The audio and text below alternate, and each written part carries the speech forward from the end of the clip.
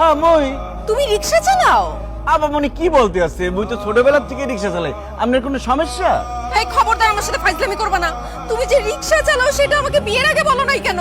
মুই আপনার কেন বলবো? আপনি কেডা? আমি কেডা মানে আমি তোমার বউ। আপনার চেহারা, চোখ, হাত, পা, গাল, গলা সবকিছু হুবহু আমার স্বামী সবুজের মতো। ম্যাডাম হইছে কি, এই দুনিয়াত এক চেহারা 7 জন মানুষ আছে। এর লিগেই আপনার স্বামীর সাথে মোর চেহারা মিলে গেছে, কিন্তু মুই আপনার স্বামী না।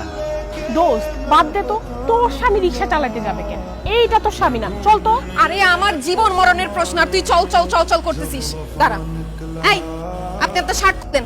আমার স্বামীর বুকের মধ্যে একটা জন্ম দাগ আছে, কালো দাগ। সেই দাগ যদি আপনার বুকের মধ্যে না থাকে তাহলে আমি বিশ্বাস করে নিব আপনি আমার স্বামী না। অসম্ভব, মুই দুটা বেগানা নারীর সামনে মুই মোর শার্ট খুলতে পারবো না। মুই তো মোর বোর সামনে শার্ট খুলি না। এই না হাত ধর তো। না মুই খুলবো না শার্ট। এই খবরদার, মোরে ধরবেন না।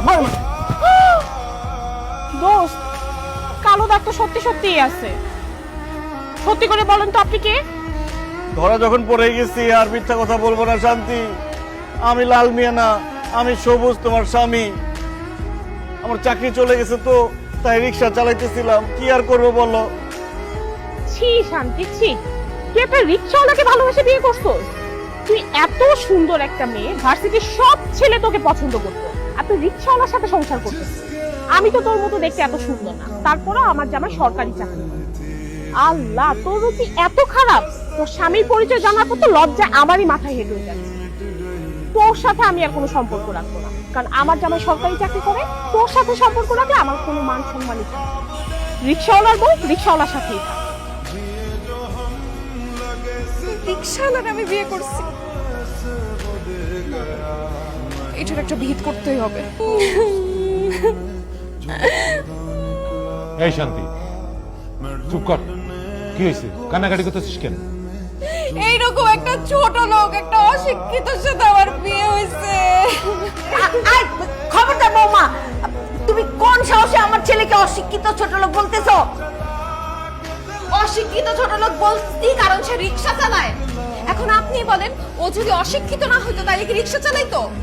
সি সি, কি বলে? আমার ছেলে রিক্সা চালাবে কেন? এইটা আমি বিশ্বাস করি না। বিশ্বাস করবেন কিভাবে? ছেলের ব্যাপারে তো কোনো খোঁজ খবর রাখেন না। আপনার ছেলে রিকশা চালায় আমি আমার নিজ চোখে দেখছি। চুপ করে দাঁড়ায় আছো কেন? গুণধর মায়ের গুণধর সন্তান, বলতেছো না কেন যে তুমি রিকশা চালাও? শান্তি ঠিক কথাই বলেছে, আমি রিক্সা চালাইছি। এবার আমার কথা বিশ্বাস হলো তো শাশুড়ি আম্মা যে আপনার ছেলে রিকশা চালায়? এবার বুঝছেন আমি যে আপনার ছেলেকে ছোট লোক বলছি, অশিক্ষিত বলছি, এমনি এমনি বলি নাই। সে আসলে অশিক্ষিত, আসলে একটা ছোট লোক। ছি ছি ছি ছি, আমার ভাবতেই অবাক লাগছে। আমার মেয়ের জামাই রিক্সা চালায়। আপনাদের কোনো মান সম্মান না থাকতে পারে, কিন্তু আমার তো মান সম্মান আছে। বাইরে যদি জানাজানি হয়ে যায় যে আমার মেয়ের জামাই রিক্সা চালায়, তাহলে আমার মান সম্মান কিছুই তো থাকবে না, আমি মুখ দেখাতে পারবো না। শান্তি, এই জন্যই আমি তোকে বলেছিলাম প্রেম করে বিয়ে করিস না, কিন্তু তুই তো আমার কথা শুনলি না। বাবা এখন আমি কি করব? যাই করো শান্তি, আমার সংসারটা ভেঙে তুমি চলে যাও না। তোমার সাথে আমি সংসার করতে চাই, আমি তোমাকে ভালোবাসি। ঠিক আছে, তুমি যদি আমার মেয়ের সাথে সংসার করতে চাও তাহলে আমার একটা কথা রাখতে হবে। কি কথা রাখতে হবে বলেন?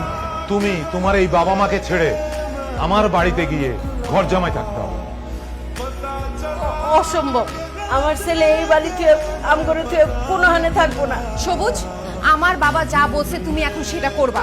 তুমি এখন আমাদের বাসায় যাবা, আমাদের বাসায় ঘর জামাই হয়ে থাকবা। তুমি এখন বলো কি করবে?